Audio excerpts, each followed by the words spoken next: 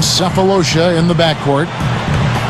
You know, the Lakers are a really good defensive team, and one key is they don't foul you. They don't send you to the line unnecessarily. Last season, they were lowest in the league in free throw attempts they gave to the opposition. He's got so many ways to hurt you. I mean, he is really an offensive force out there. Kobe against Westbrook. Picked up by Kobe. And to the Lakers defensively. Part of the reason, Steve, they didn't foul is that their big men could just go straight up and bother a lot of shots inside. Yeah, and the presence of their bigs inside allowed them to close out aggressively on the perimeter. The Lakers were the third best team in the league in opponent three-point percentage because of their ability to stretch out to the three-point line defensively and funnel everybody towards those bigs. Dishes to Durant.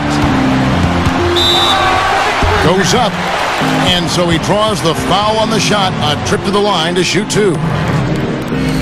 It's going to be on Kobe Bryant. And the reason Kevin Durant is so difficult to guard, he's about 6'10", and about a 7'5" wingspan, and shoots the ball right over the top of defenders. Durant hits them both. We talk about Durant's length and shooting ability. Most defenders, they're just not going to get that shot. Not when a shooter like him has pretty much free reign to shoot anytime he wants to and over the top of most all defenders. I mean, that's a recipe for video game type number. He'll go to Doris Burke, who spoke with head coach Mike Brown. What's the news there, Doris? Yes, closing out on shooters and contesting shots is something they talked about over and over in their pregame rundown. He said half of the battle when facing an offense like this is just bothering them when they pull up to shoot, and that every little bit helps and hopefully will wear them down. Consistency, guys, is the key to this defense. Thanks, Doris.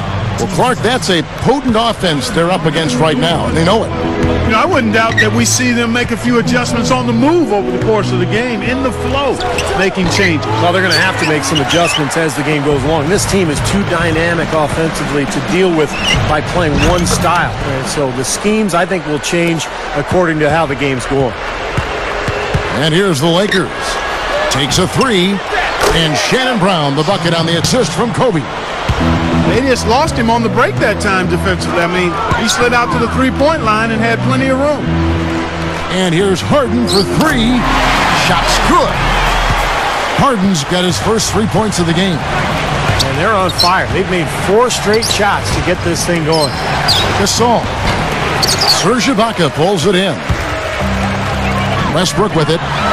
Harden kicks to Durant. Powers down on the dunk. You give him an opening like that one, he'll take advantage. Great looking transition that time, guys. Right up and finished off by Gasol. I like it. I mean, he dropped a dime on him right there, guys. The Thunder with the lead. Well, you know, the Thunder have one heck of a home court advantage here in Oklahoma City. I mean, they don't call it Loud City for nothing. Westbrook passes to Durant. Over Brown. Second chance shot, and he cruises to the hoop for the layup. Ibaka's got his second bucket of the game to go. You know, he's the one guy you have to absolutely be aware of and box out. Even numbers. Durant dishes to Harden. And down it goes. Dunked through off a wonderful assist. That steal led to that easy transition basket. You know, Steve, they've got those guys reeling a little bit right now. So timeout called here, the first for Los Angeles. Talked to the Thunder last season, 30-11 on their home floor, but this crowd has been packing the building even when they had the 4th worst record in the NBA. Well, Oklahoma City is a one-sport town, a one-team town, Kevin. The only major sports team there, and the fans so passionate there, and they're very fortunate to have a talented young club to follow and to support. And it's going to be very interesting to see how this team develops over the next few years. They've got a great home court advantage. Now Westbrook. Shannon Brown missing from long range. 4 on the shot clock. The feather touch on the finger roll. Beautiful. Cephalosha's got his first points in this one. Here's Kobe. Drills the leaner. I think he just wants to show us that he's got the whole package. The leaner, definitely part of his arsenal. Westbrook kicks to Cephalosha. Back to Westbrook. Shoots over Brown. And it's Westbrook. That time on the assist from Cephalosha. What a start it's been for them from the field in this game.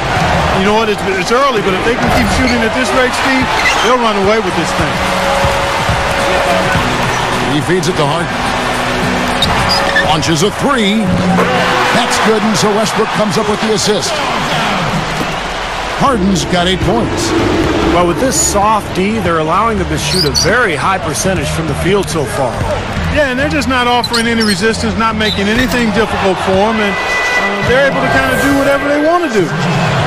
Smart foul there. Make him earn those 2 free throws instead of giving up an easy dunk. Yeah, and he's not a strong free throw shooter. I mean, with his percentage, he's likely to miss one, so that's a good heads-up play. Good on the second free throw. Here's Maynard.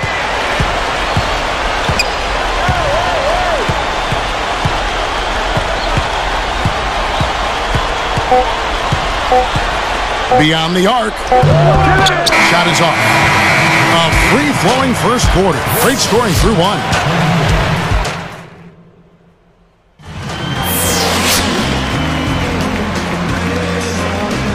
Well, not exactly a close game so far, but as the second quarter starts here, plenty of time for a comeback.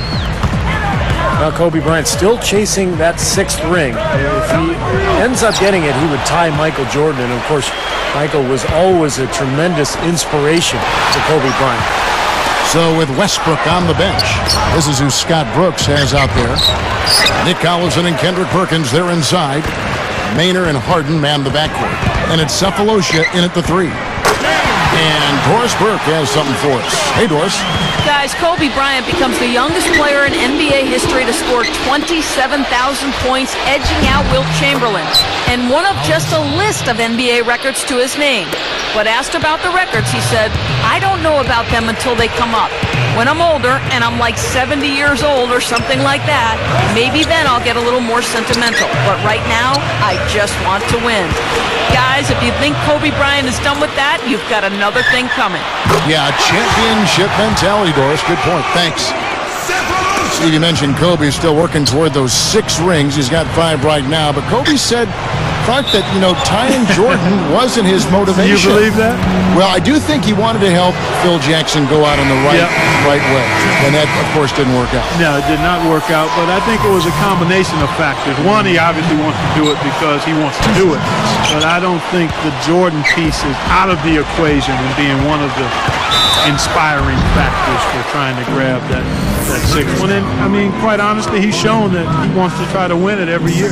Well, he's always compared to Jordan. I mean, why wouldn't that just be a natural feeling? Right. You can't fault him. No, not at all. Not at all. Kevin Durant was a great player almost immediately in the NBA, but I thought he really came into his own during the World Championships in Turkey in 2010. He dominated those games and really became a force on a world stage. Durant knocks it loose, but they'll get another chance. Another shot, and again, no good by the Lakers.